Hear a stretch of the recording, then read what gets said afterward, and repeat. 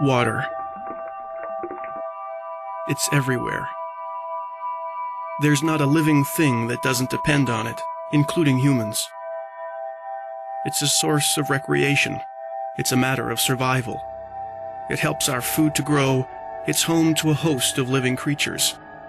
It's constant and predictable, yet it's vulnerable too.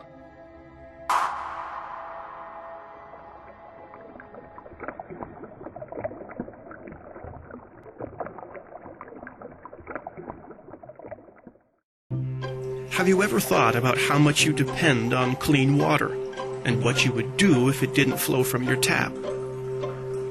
Have you ever thought about what threatens the quality of your drinking water supply, and how to protect it? Conservation authorities have been considering these questions for decades, and work with municipal partners and landowners to protect and manage watersheds across Ontario. Less than 1% of the Earth's supply of water is fresh or available for drinking. Because Ontario is surrounded by it, we tend to take it for granted, making us among the world's top water wasters. We don't have an unlimited supply of water. The water we take from lakes, rivers, streams, and underground aquifers must always be replenished through its natural cycle.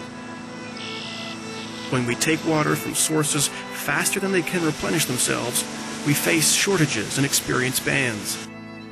If we continue to take more water than nature can supply, we will face serious, long-term supply shortages. Almost 1/3 of municipalities in Ontario with water supply systems reported shortages over the past 10 years, and this number is increasing as populations increase. Some municipalities are predicting serious water shortages in the next decade. We need to be aware of how much water we take out of the system now, so we have enough for later. Almost 3/4 of the people who live in Ontario rely on water that is drawn from surface sources, such as the Great Lakes and the Ottawa River. The rest of us get our drinking water from underground sources, or aquifers. If you live in a town or city, there's a good chance the water you drink goes through several treatment processes before it reaches your home. Municipal water treatment systems in Ontario are rigorously tested and monitored to ensure they're doing a good job of turning raw water into safe, reliable drinking water. However, the job would be a lot easier, and the whole system would have an added layer of protection if the water at the start was as clean as possible. And what about the 2 million residents in Ontario who live outside of towns and cities, and who don't have municipally treated drinking water? For people who draw water from untreated surface and underground sources, protecting source water may be the only barrier preventing them from consuming contaminated drinking water. So how can we be sure everyone's drinking water is clean and safe? Let's start by looking at where our drinking water comes from. Does it fall from the sky? Is it drawn from a lake? Or is it pumped from far beneath the ground we walk on? Actually, it comes from all of these sources, each one being linked through an ongoing process called the water cycle. The water cycle is as old as the Earth. When water vapor collects in clouds, it falls back to the Earth as rain and other forms of precipitation. This water flows into surface water sources such as streams, lakes, rivers, and oceans. Some of this water also percolates through the ground. It seeps down through layers of soil and rock crevices until it eventually reaches a saturated zone of interconnected spaces within sediment and rock, known as an aquifer. Water contained underground is called groundwater, in areas where the aquifer meets the Earth's surface, such as at marshes, streams, lakes, and oceans. Groundwater is discharged. Through evaporation, water vapor is then returned to the atmosphere. Rain, snow, and other forms of precipitation will form again and fall back to Earth to start the cycle once more. There is no new water on Earth. It is recycled over and over. Once precipitation lands on the Earth, it is affected by the watershed it enters. Every inch and acre of land is part of a watershed, which is an area of land that drains into a common body of water, such as a river, lake, stream, ocean, or pond. Watersheds include all water and water-dependent land features, like wetlands, forests, towns, even humans and other living things. They are different shapes and sizes and cut across the man-made boundaries of municipalities, provinces, and even countries. There are many pollution-causing activities that occur within our watersheds and threaten the quality of our water. Some of these activities are easy to pinpoint and fix, while others are more difficult. Some pollution comes from industrial discharges, including industrial effluents, spills, and leaks of industrial chemicals.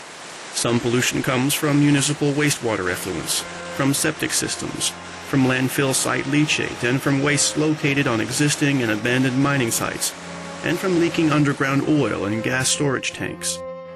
Other sources of pollution come from activities that are more difficult to identify and control, and generate up to half of all water pollution. This is pollution caused by runoff in both urban and rural settings.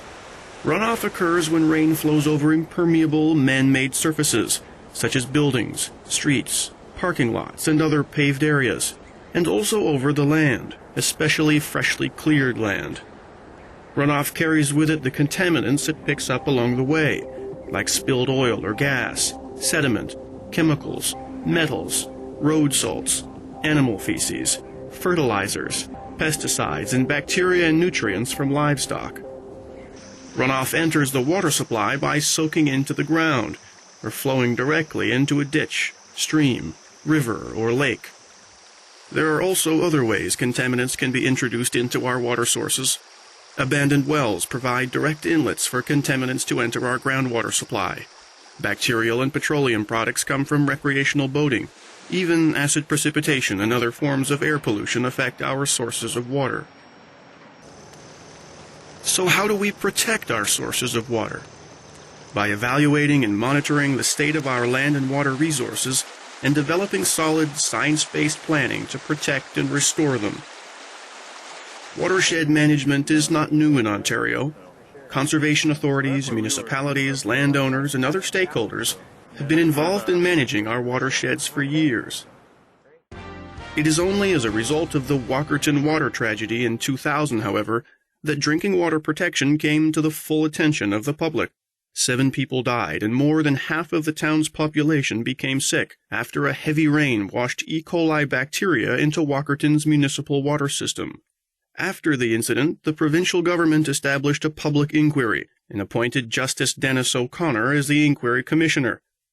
Justice O'Connor was given the task of finding out what caused the Walkerton tragedy and how we might avoid a similar experience from occurring in another Ontario town.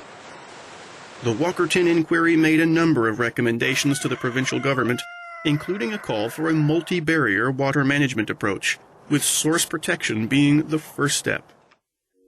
Although most elements of the multi-barrier approach have been in practice in Ontario for many years, it hasn't been recognized as a formal system.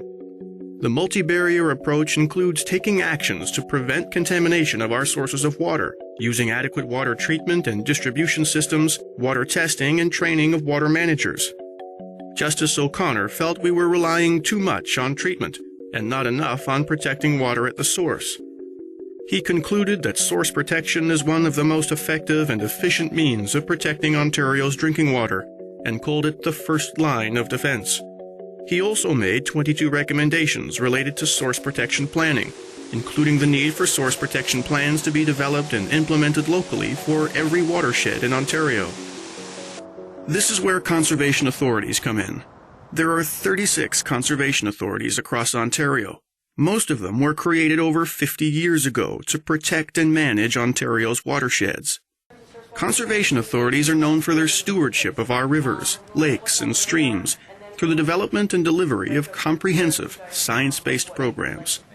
Today, through community involvement and partnerships with municipalities, provincial and federal governments, landowners, agricultural and rural organizations, environmental groups, businesses, and residents, conservation authorities are striving to make sure everyone in your community is involved in source protection